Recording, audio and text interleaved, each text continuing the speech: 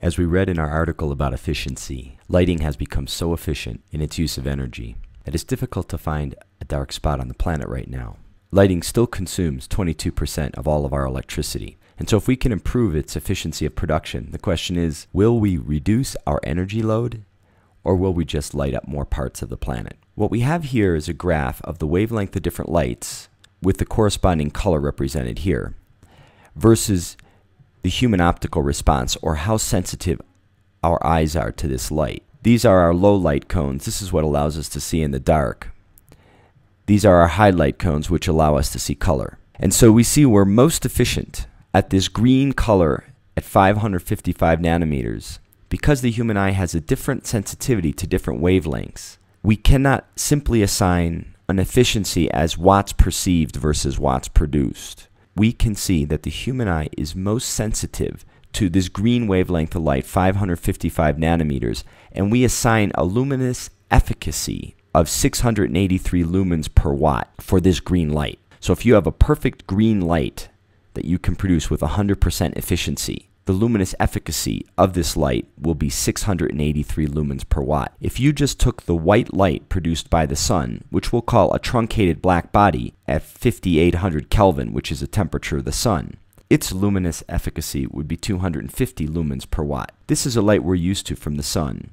So we could look at this full spectrum of white light produced by the sun as being our perfect light source if we could achieve it at 250 lumens per watt. Let's take a look at some of the luminous efficacy that we are able to produce. Incandescent lights have a luminous efficacy of about 10 to 15 lumens per watt, which means we're losing almost all the energy in forms of light that we can't see and heat. We see higher efficiencies in these other lighting technologies such as fluorescent, high pressure sodium, and more recently, LED lights or light emitting diodes have been able to produce 143 lumens per watt, which we realize is about half the efficiency that we think is ideally achievable. Let's take a look at lighting technologies and see why they may be more or less efficient. I will continue to use the term lighting efficiency, and when I do, it means luminous efficacy or perceived lumens per watt of produced light. So an incandescent light is a very simple technology. You have a thin wire called a filament, you run electrical current through it, it gets hot and it glows. So immediately we think about black body radiation. On this graph, we have intensity of light on the y-axis versus the wavelength of light on the x. Visible light is represented here. Longer wavelengths are infrared and shorter wavelengths are ultraviolet.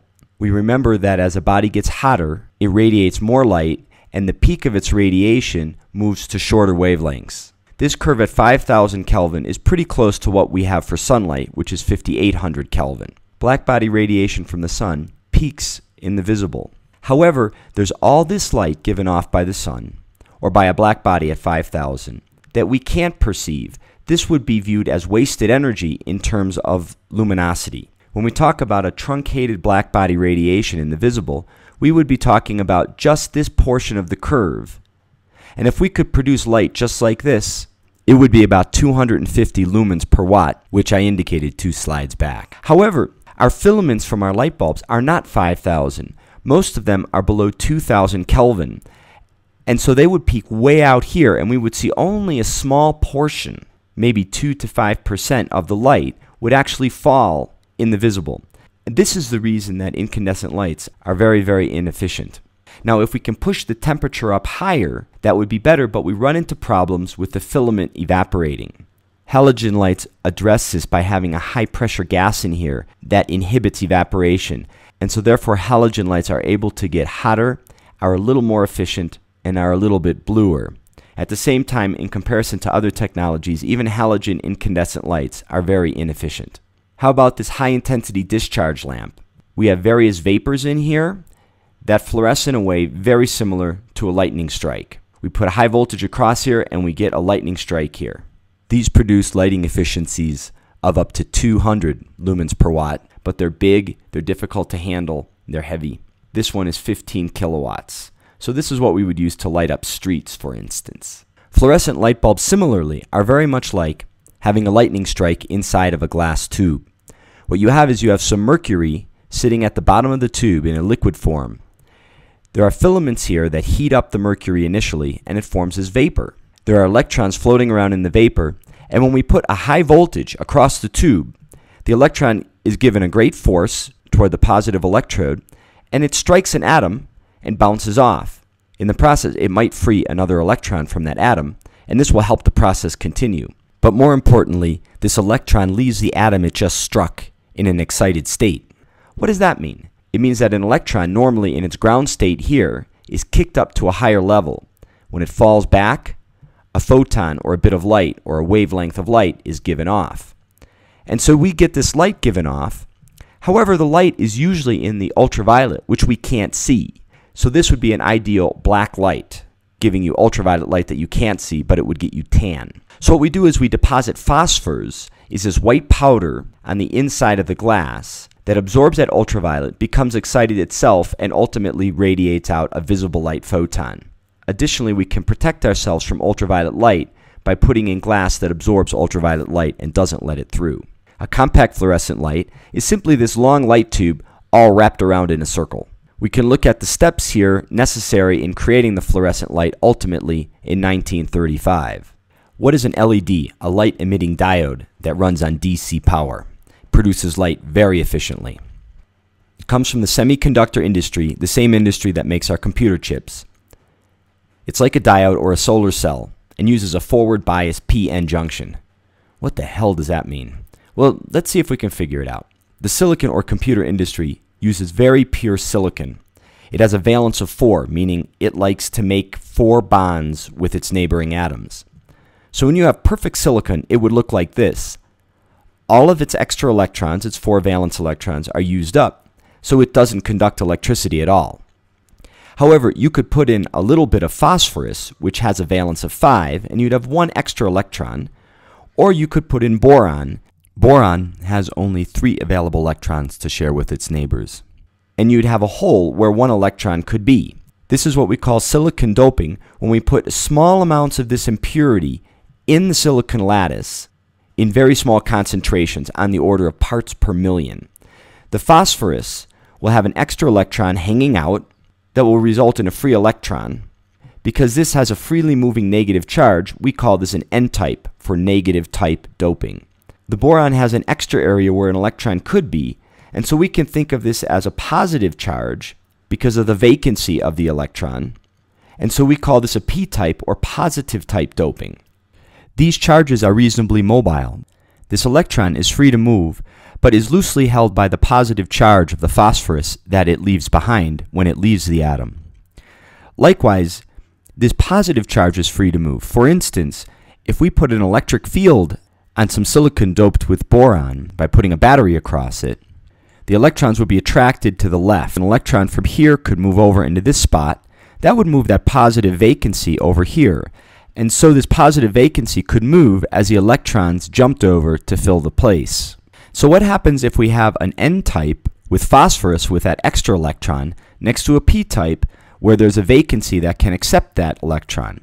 What's going to happen is the electrons will jump into the holes, and you'll again have a lattice with no freely moving charges.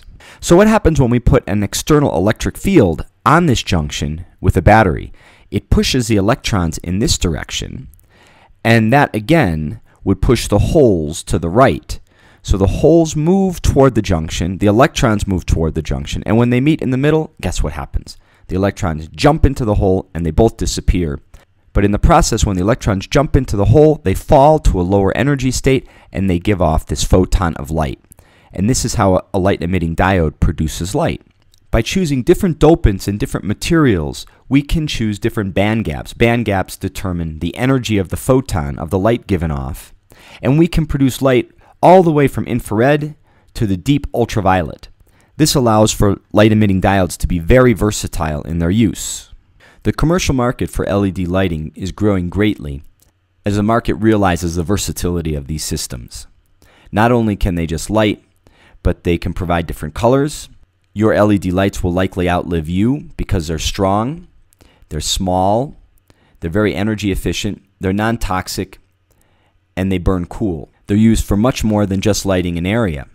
They allow for artistic expression with the different lights, And in an automobile, they drain less on the generator, so they improve your fuel economy, which over the lifetime of the car will result in a savings of gas that is much more than the cost of the LED lights themselves. We can use them in computer projectors. They're the flash on our cell phone. And the ability to produce deep ultraviolet allows us to disinfect water, killing all pathogens, and our food. Here we compare the relative lighting efficiencies of different technologies. Combustion is certainly the worst at about 1 lumen per watt. Incandescent light bulbs are slightly better, and LED devices have been created at 100 lumens per watt with a theoretical limit of more than twice that. Fluorescent light bulbs are somewhere in between, and gas discharge tubes can be very efficient, but yet are limited to lighting large areas. While LED lights in the laboratory achieve very high efficiencies, in reality, in the home, they're somewhat less because as they heat up, their efficiency drops. A good portion of this is caused because we have alternating current, and LED lights require direct current. You need to change the electricity over to direct current in the LED light, which produces a significant amount of heat. So if you produce electricity in DC, as you do with a solar panel, rather than change it to AC and then back to DC again, you would improve your efficiency and lower the temperature of the lights if you just bought and used DC LED lights with your DC system. This graphic compares the cost of lighting for a number of different technologies. An incandescent flashlight with disposable alkaline batteries is the most expensive at $60 per 1,000 lux hour. An LED light with a focusing lens run with solar electricity is more than 5,000 times cheaper per amount of light used. So therefore, these solar-powered, rechargeable battery LED light systems are being aggressively developed for people in areas without electricity, especially in the developing world. And so in conclusion, we're producing LED lights in the laboratory that are very efficient, although you might get somewhat less efficiency at home due to the heat, a solution to which is being developed presently. Let's consider compact fluorescents. They're really very efficient, and they're much cheaper than LEDs. Their lifetime may be a year as opposed to many, many years for LED lights. Also, they're not very versatile. You can't dim them. You also can't pulse them, meaning if you turn them on for a short period of time, they take a while for the light to get good. You also can't drop them because they contain harmful mercury vapors. They're poisonous, so if you drop them and break them, you have to get the kids out of the room and clean up without a vacuum cleaner because you don't want to put the mercury into the air, especially in areas where food is served. You can only dispose of them in dedicated facilities because the mercury, again, is poisonous. We don't want to leave it in our landfills, and we don't want them to break. It's worth mentioning for people who are concerned about the mercury they put into the environment with mercury compact fluorescents. Using an incandescent light bulb actually puts much more mercury into the environment. How would this happen? Half of United States electricity is generated with coal. In coal, there are trace amounts of mercury which are given off into the environment when we generate electricity. And so incandescent light bulbs, because they use considerably more electricity than a compact fluorescent, over the lifetime of the light bulb, you will put much less mercury into the atmosphere because of the electricity you're not using than you would if you just broke the light bulb and let it go. But at the same time, if you were to have an LED light and you drop it, what do? You pick it up, you put it back in the socket because it's not broken. So in conclusion, lighting consumes 22% of all of our electricity produced. Additionally, if you're concerned about cooling an area, the LED lights produce less heat because they're more efficient, putting less of a load on your air conditioning system. If we can develop and employ LED lights that produce 150 lumens per watt, we'll need 133 less power stations. This will reduce United States carbon emissions by 1/4 gigaton per year. But then you say, hell, why do we need 150 lumens per watt LEDs? We presently have LED lights that are way more efficient than the lights everyone are using. The issue is really, how can we get people to use these lights? They may be expensive, but over the lifetime of the light bulb, we've shown that they reduce your costs for lighting. It's difficult to get people's ways to change. I've heard people say, I don't get a spiritual feeling from that cold solid state light. Well, I ask these people to consider the larger implications of their decision. Is the quest for your spiritual light worth the extra resources we're depleting from the environment while we while we pollute it? That's a question for you to ponder. Thanks.